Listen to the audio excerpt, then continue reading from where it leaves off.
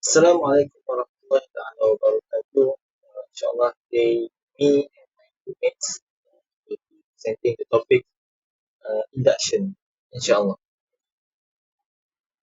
So here is my group members. First we have brother Muhammad Asyraf bin Hasbi, and then we have brother Muhammad RAIHAN bin ZAMRI, and then me myself Muhammad ZARIS ZAKARIA. Before we go further into the discussion, let me tell first the contents that we will cover this topic. The first one, we will cover the definition of induction, and then we will talk about inductive argument, and then the deductive argument, the importance of induction, the future research, and lastly the conclusion for this topic. So, the definition of induction. What is induction? Induction is a logical process in which general principles are derived from specific observation or examples. It involves making inference based on patterns observed in a particular situation, then using those inferred principles to make generalization. So, to have a better understanding of this definition of induction, let us put a situation so that we have a better understanding of this. First, imagine that you have a friend named Amy, and you notice that every time she studies for her math test, she gets good grades. Now, let us use induction to understand the situation. First, specific observation.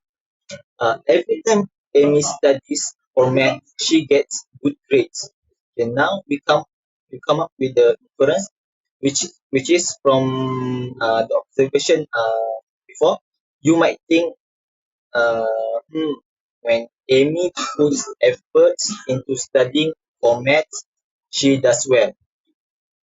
So, from that observation, we come up with generalization.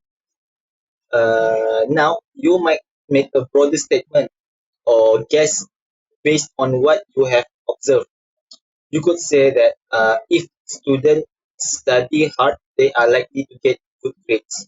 So, this is what the induction is all about. So, induction, in a simple terms, we can say that it's like look at specific examples and figuring out general rules or ideas based on those examples that we have observed. It is like zooming in on specific situation or examples like puzzle pieces, and then figuring out general rules or ideas based on what you have seen in those specific examples. It is a way of building a bigger ideas or understanding from the smaller details we observe. Now let's take a look at example here as I provide the example here. The premise one, every observed crowd so far has been black. And then come up with the premise two, another crowd is observed and it is black. And we come up with the conclusion where we say all crowds are probably black. So in the premise one, we say that every observed crowd so far has been black. This show that we observe from a very particular situation, and then we come up with a general conclusion where we say that all crowds are probably black based on the particular observation that we have done before. So this are one of the examples of induction in logic. Bismillahirrahmanirrahim. Assalamualaikum warahmatullahi taala wabarakatuh. My name is Muhammad Asyraf bin Muhammad Hasbi, matric number 2016845. Okay, so I will explain about inductive argument. So, what is inductive argument? Inductive argument is a type of argument in logic where the premise provides support for the conclusion, but the conclusion does not necessarily follow with absolute certainty. Instead, the conclusion is likely or probable based on the evidence provided by the premises. Okay, so what is the goal of inductive argument? So the goal is to provide the best available evidence for the conclusion. The nature of the inferential claim is such that it is unlikely that the premises are true and the conclusion are false, like what I mentioned in the definition above. Alright, so strong inductive argument achieve this goal, which means providing the best available evidence, and the weak inductive are not. Alright, to understand more about providing the best evidence for the conclusion, and to recognize the strong or weak induction, we can see in this example. Alright. After careful observation, we have not seen any hummingbirds all day in this forest. Therefore, probably there are no hummingbirds in this forest. So, is this induction strong or weak? Okay, so this induction is weak. Because of what? Because only one day of observation by untrained observer. Generalizing from one day to knowing something about the whole forest will conclude weak induction. Alright, so for another example, after careful observation by trained hummingbird specialists over many weeks, no hummingbirds or sign of hummingbirds' habitation were found in this forest. Therefore, probably there are no hummingbirds in this forest. Alright, so this kind of induction is strong or weak? Alright, so this kind of induction is much stronger. Because of what? Because there is a better evidence, more observations, and by trained observers. The conclusion is still only probable, even though the probability is much higher that the conclusion is true. So this means that even the probability is much higher that the conclusion is true, but the conclusion is still only probable because uh, we can see, like I mentioned in the definition before, um, the conclusion is based on the premises, but it is not necessarily true or false. All right. All right. Last but not least, let's look on this example to understand more about inductive argument. Okay, so the premise one, every time Sarah has studied for her mid exams, she has received high grades. Premise two, Sarah consistently scores well on her math homework and quizzes. So the conclusion, Sarah is likely to do well in her upcoming math test. Alright, so from this example, we can see that the conclusion follow the evidence, which is in the premise one and in the premise two. The premise one, uh, Sarah received high grades, and in the premise two, Sarah consistently scored well on her math homework and quizzes. So of course, the conclusion will be Sarah is likely to do well in her upcoming math test. But in inductive argument, the conclusion is not necessarily follow the evidence, or what we say, the conclusion is not really follow the absolute evidence. So maybe Sarah will not do well in her next upcoming math test. So that's why the conclusion, the inductive argument is will provide the probability on the conclusion. So it means the conclusion is not really follow the evidence. It may be true and it may be false. So I think that's all from me. Assalamualaikum warahmatullahi taala wabarakatuh. Bismillahirrahmanirrahim. Assalamualaikum warahmatullahi taala wabarakatuh. My name is Muhammad RAIHAN with ZAMRI, matric number 2112927. So now I will explain the next subtopic, which is deductive argument. So what is the meaning of deductive argument and what is the difference between deductive and inductive? So deduction is reasoning from the universal to the particular, while induction is reasoning from the particular to universal. Means that deductive reasoning is an effective cognitive process that involves inferring particular conclusion from general proposition. It is similar to beginning with a large map and enlarging it to locate a particular spot. So, deductive reasoning ensures that the veracity of its finding by using logic and non-truth rather than chance or observation.